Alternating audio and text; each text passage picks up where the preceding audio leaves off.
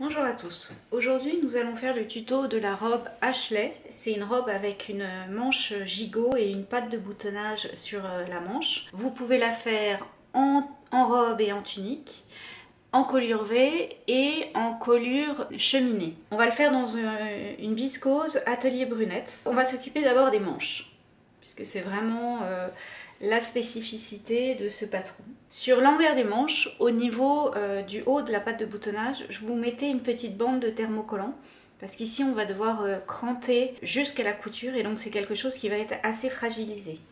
Sur le bas des manches, vous préparez votre ourlet en faisant un rentré de 1 cm, puis 2 cm. Vous ne le piquez pas, vous le préparez uniquement.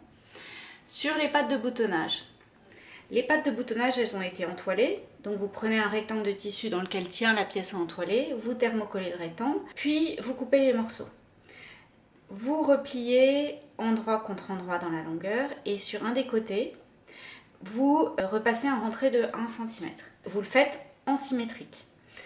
Vous allez piquer une des extrémités à 1 cm du bord. Sur le haut de la manche, là où on va mettre la patte de boutonnage, ici, à 3 cm, vous piquez en vertical sur 2 cm. Donc à 3 cm du milieu de la manche, vous avez un cran qui vous indique le milieu de la manche. Vous piquez sur 2 cm. On assemble les pattes de boutonnage sur l'envers de chaque côté de la manche. Donc vous avez bien préparé votre ourlet et vous mettez le bas de la patte de boutonnage sur le bas de l'ourlet.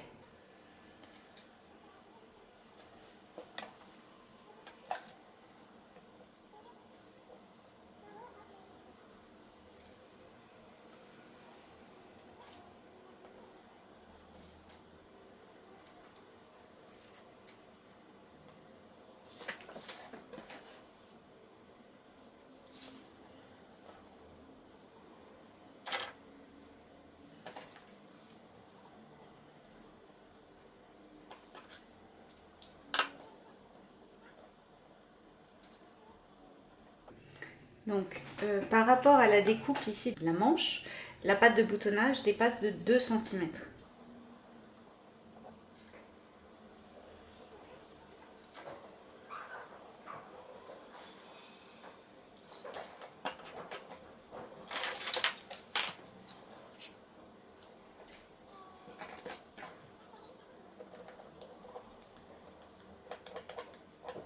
Je vous conseille de marquer vos valeurs de couture, qui sont de 1 cm.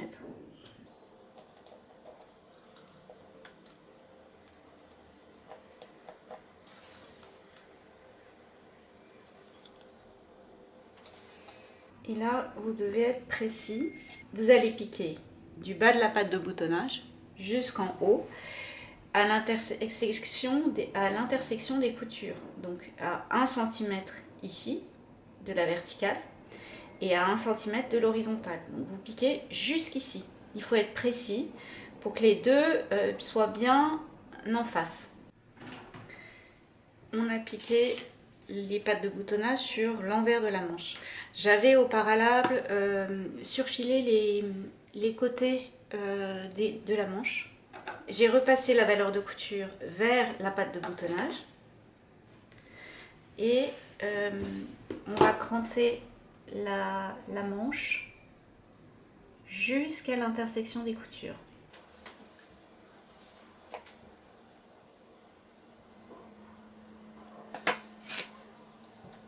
On rabat la patte de boutonnage sur l'endroit.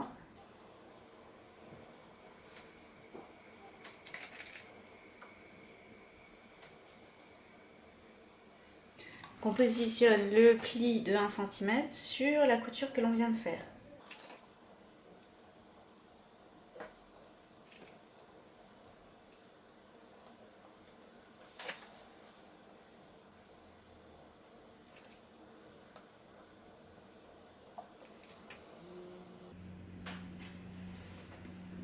Et là, on met les deux extrémités.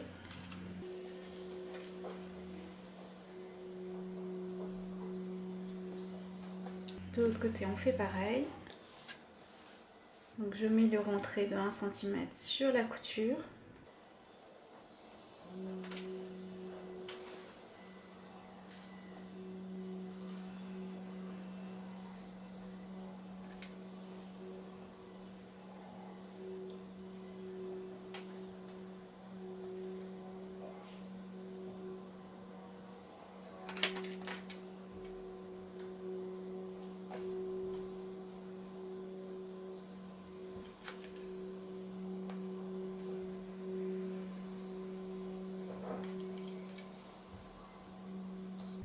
Et on surpique à 2 mm toute la hauteur de la patte de boutonnage. Donc on a surpiqué les deux pattes de boutonnage sur toute la hauteur. On va positionner le devant sur le dos. Donc mon devant, c'est le côté où j'ai mes deux crans. Donc on met bien les deux pattes de boutonnage l'une sur l'autre.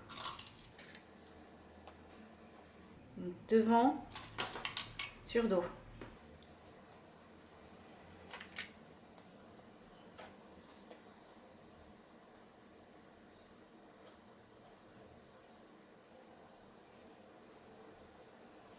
Donc là, vous pouvez bâtir à la main. Donc je mets bien la patte de boutonnage du devant sur celle du dos. Et je vais faire un petit point à la main pour bloquer l'angle.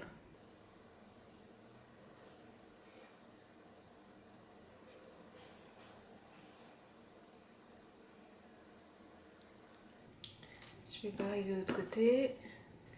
Donc, patte de boutonnage avant sur celle du dos. Je fais juste un petit point à l'angle entre en fait la manche et les pattes de boutonnage.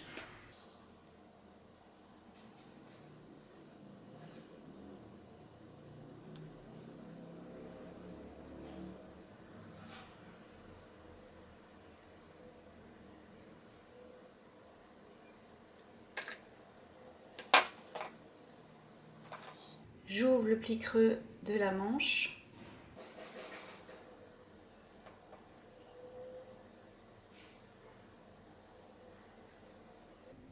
Je fais correspondre le milieu de la manche sur le milieu de la patte de boutonnage.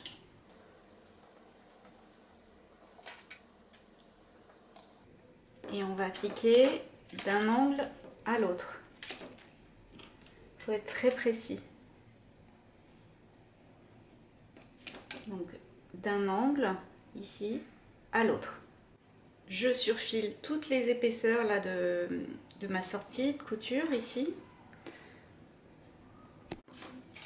Je couche la valeur de couture vers le haut et je vais surpiquer sur l'endroit à 2 mm du haut de la patte de boutonnage ici. Voilà, on a surpiqué et donc pour le moment la manche on la met de côté. On va s'occuper du dos.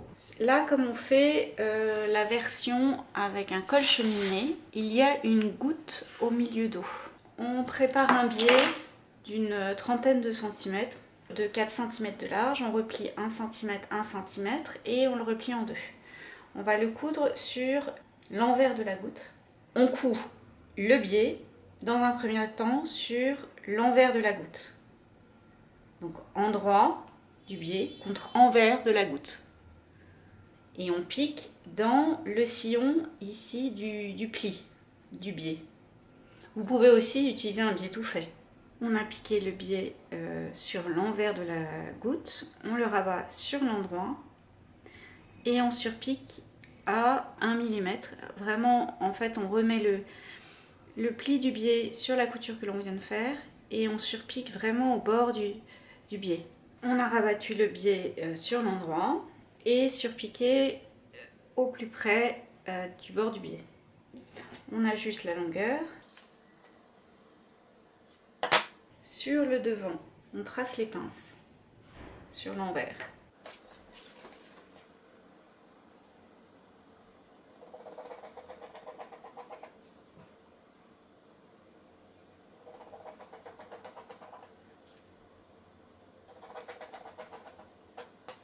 On plie sur le trait central.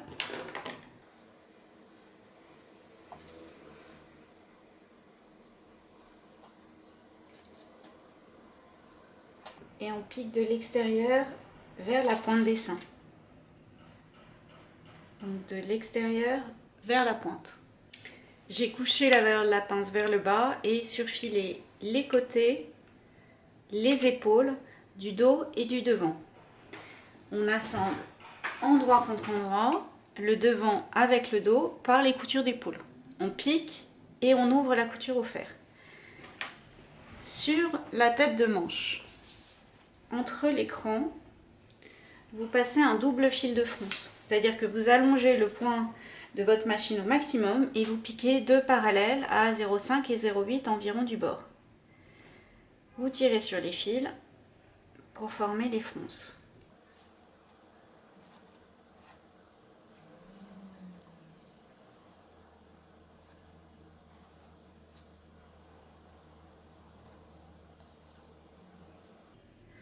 Et on assemble endroit contre endroit la manche au corps.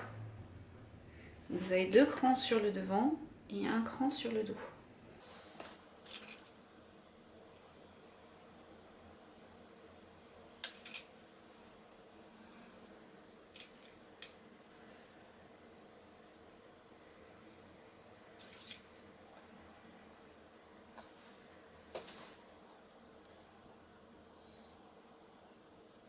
Vous mettez le sommet de la manche au niveau de l'épaule et dans l'intervalle entre l'écran et l'épaule, vous ajustez la longueur des fronces à la distance souhaitée et vous les répartissez le plus régulièrement possible.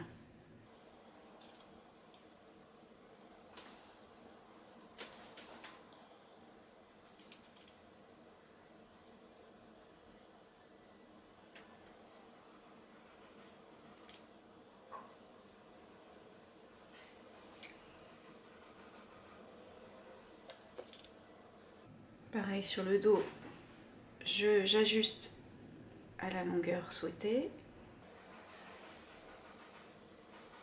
et je répartis les fronces le plus régulièrement possible.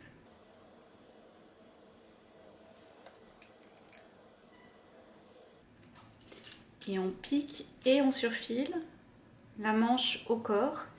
Alors lorsque vous piquez, vous mettez comme celle-ci sous le pied de la machine pour pouvoir bien répartir les fronces le plus régulièrement possible lorsque vous piquez. On a piqué et surfilé toute la tête de manche. On assemble endroit contre endroit le dessous de manche et le côté de la robe. Au bout de la manche, vous dépliez votre ourlet que vous aviez repassé.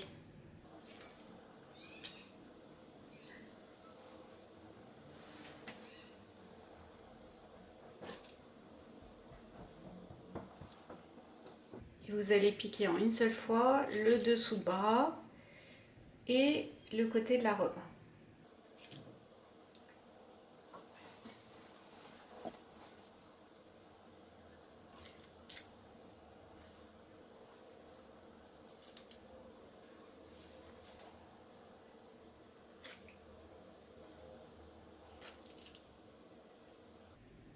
Donc on pique en une seule fois tout le dessous de bras et tout le côté de la robe.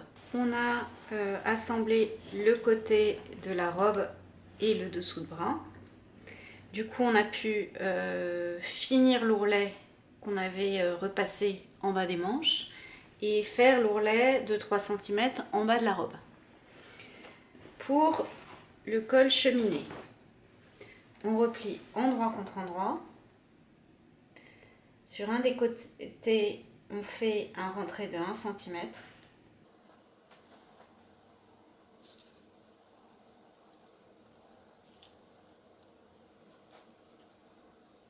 Donc je fais un rentré de 1 cm. Et on pique chacune des extrémités du col.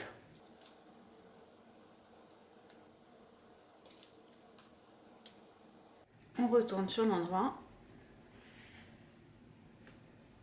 et on va l'épingler sur l'envers de l'encolure. La bande elle est asymétrique puisqu'il va y avoir une boutonnière.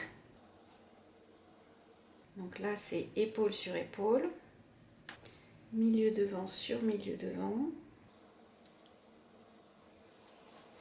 De nouveau, épaule sur épaule.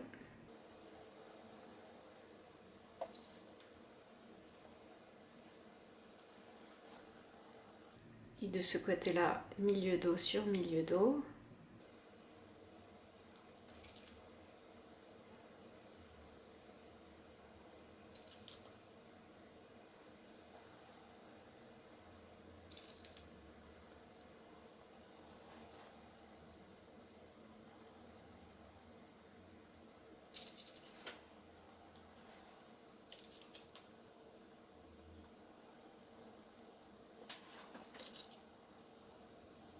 Là, vous avez un cran pour le milieu dos et de ce côté-là.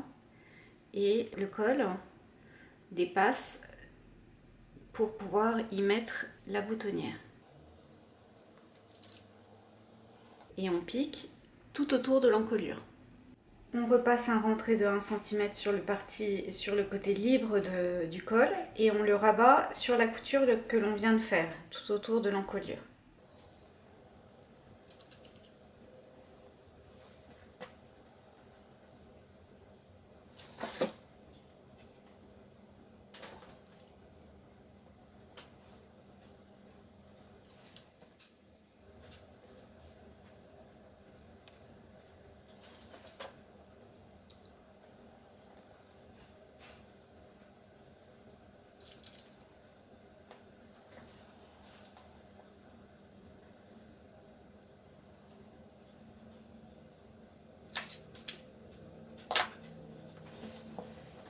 Ici, sur le côté où il y a la sortie pour la patte de boutonnage, vous faites un rentré de 1 cm et vous épinglez.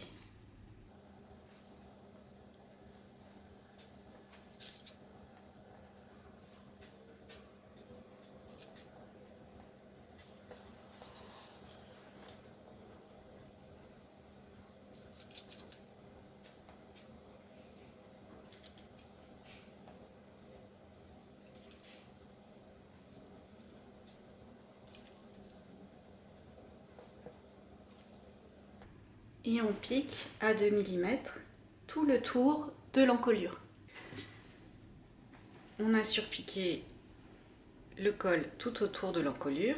Maintenant il nous reste les boutonnières à faire. Donc on en a 6.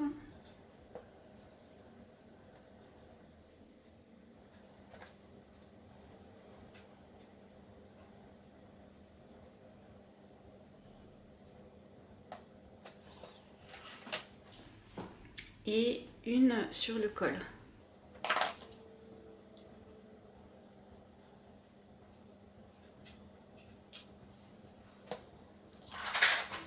J'ai fait mes boutonnières, cousu mes boutons. Les boutons viennent également de Atelier Brunette. Donc sur les manches et également au niveau de l'encolure. Donc pour la version col cheminé, vous avez une goutte. Et sinon, vous avez une version col V avec une parmenture. Et ça, c'est la robe Ashley.